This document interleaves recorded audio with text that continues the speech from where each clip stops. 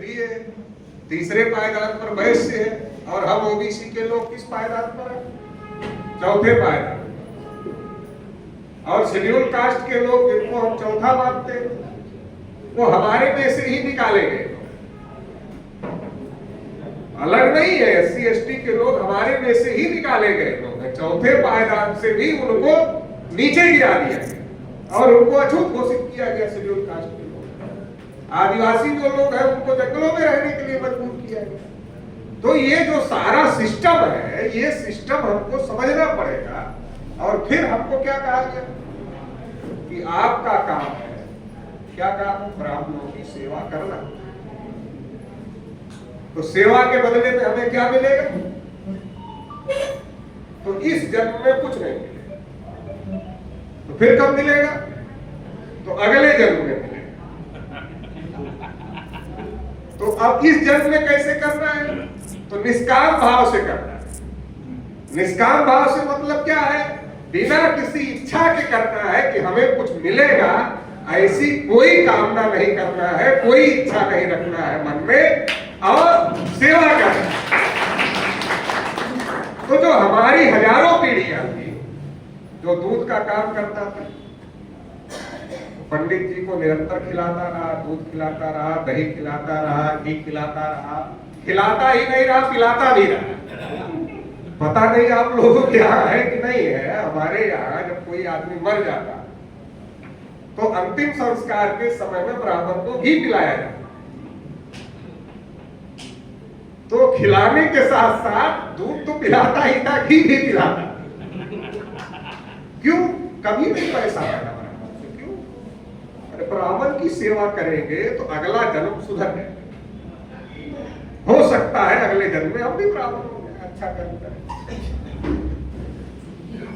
तो यादव का जो काम था वो करता रहा, कुर्मी का जो काम था वो करता रहा, कारपेंटर का जो काम था वो करता रहा, नाई का काम जो था वो करता रहा। मतलब जिस जाति का जो पेशा निर्धारित किया गया था, जो काम वो करता था, वो मुफ्त में ब्राह्मणों की सेवा करता है।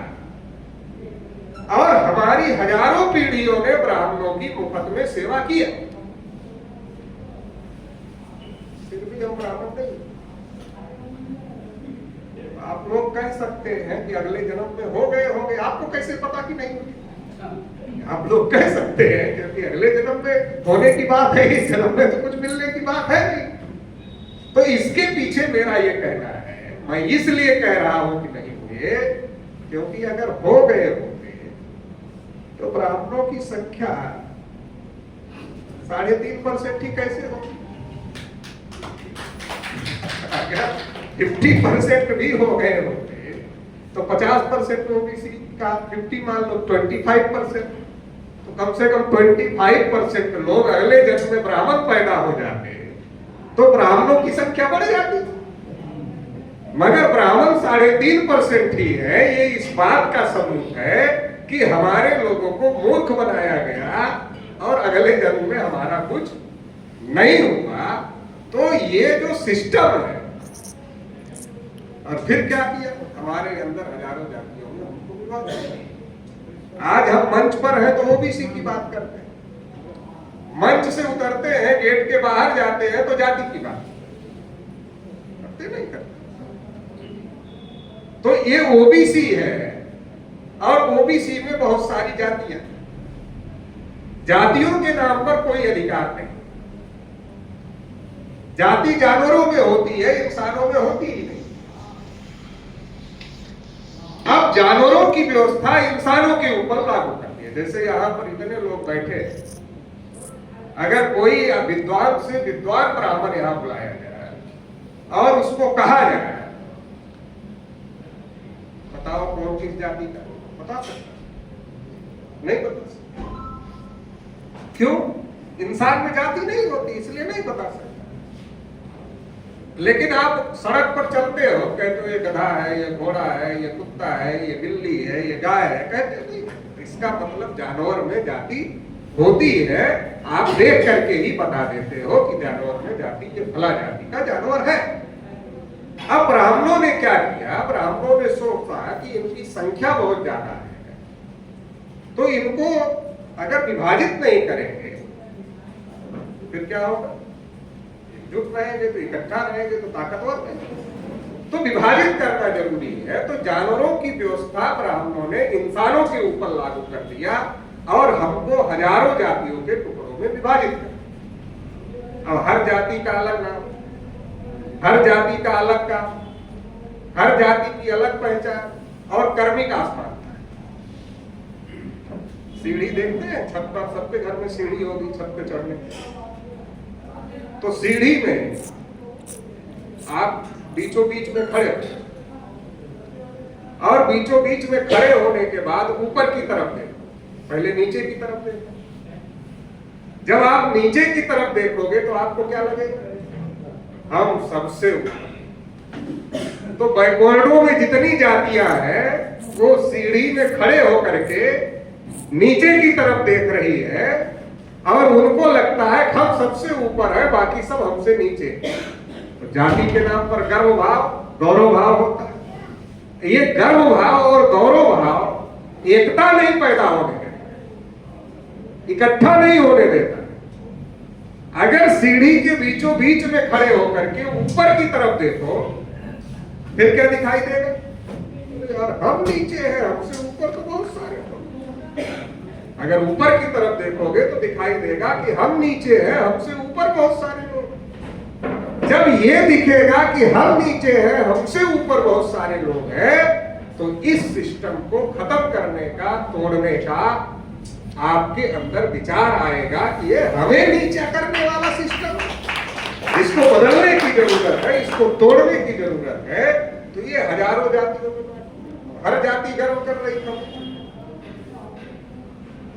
चलो ब्राह्मणों ने अपने फायदे के लिए जानवरों वाली व्यवस्था हमारे ऊपर लागू कर दी। ये लागू करने में उनका फायदा है, हमारा कोई फायदा है?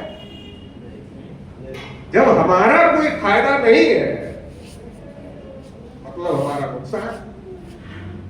अपने नुकसान वाले सिस्टम को हम मजबूती से पकड़े हुए हैं। तो हम फॉरवर्ड है कि बैकवर्ड? अपना नुकसान जो सिस्टम हमारा नुकसान कर रहा है उस सिस्टम को बहुत मजबूती के साथ हम पकड़े हुए हैं, इसको छोड़ेंगे नहीं, खत्म नहीं होने। तो हम फॉरवर्ड है कि बैकवर्ड है? हम बैकवर्ड इसलिए बैकवर्ड है, अगर हमें फॉरवर्ड होना है तो ये सारा सिस्टम छोड़ना पड़े। और ये सिस्टम छोड़ देंगे तो हम एकजुट हो जाएंगे। एकजुट हो जाएंगे तो लोकतंत्र है, वन वोट वन वैल्यू है, हमें किसी से मांगने की जरूरत नहीं पड़ेगी। हम खुद ही देने वाले बन जाएंगे और हम दया करेंगे। भाई तुम लोग विदेश से आए, कोई बात नहीं, अभी तुम्हारा कोई पोस्टल एड्रेस विदेश में है नहीं अंग्रेजों जैसा, तो यही रह लो, हम ही तुमको रिजर्वेशन दे देते हैं, हम तुमको दे देते हैं, तुम यहाँ रह लो, हम तुमको दे देते हैं मानवता के आधार पर, क्योंकि हमारे पूर्वजों ने मानवता का पाठ सिखाया, इसके आधार पर दे देते। तो ऐसा अगर हम कर लेंगे तब हम बैकवर्ड नहीं रहेंगे, तब हम फॉरवर्ड हो जाएंगे। ये ना होने तक हम बैकवर्ड हैं। तो ये करने के लिए हम लोग ये संगठन चला रहे हैं कि जो बैकवर्ड है उसको फॉरवर्ड बनाया जाए। पहले बैकवर्डनेस का एहसास होगा, कमियों खामियों का एहसास होगा, तो उसको दूर करने के लिए आप काम करो। नहीं तो क्षत्रिय बनने से कोई फॉरवर्ड नहीं हो सकता है, ब्राह्मण बनने से कोई फॉरवर्ड नहीं हो सकता है, इससे नहीं होगा, टाइटल बदलने से नहीं होगा। देश की सत्ता और व्यवस्था पर जब आपका प्रभावकारी नियंत्रण हो जाएगा तो आप अपने आप ही फॉरवर्ड हो जाओगे। और ये करने के लिए काम करने की जरूरत है। और इसका जो बेसिक काम है वो विचारों में परिवर्तन लाने का काम है। तो दुनिया में बड़ा परिवर्तन कैसे होता है? कोई भी आप बड़ा परिवर्तन करना चाहते हैं तो कैसे होता है? लोगों के विचार में परिवर्तन लाना पड़ता है। हमें बहुत सारे लोग मिलते हैं, सभा सम्मेलन देने से क्या होता है? इससे तो कुछ होता है नहीं। बहुत सारे लोग, सभा सम्मेलन क्यों लिया जाता है? लोगों के विचारों में परिवर्तन करने के लिए सभा सम्मेलन। जब लोगों के विचारों में परिवर्तन होगा तभी तो लोग जो काम कर रहे हैं, जैसा सोच रहे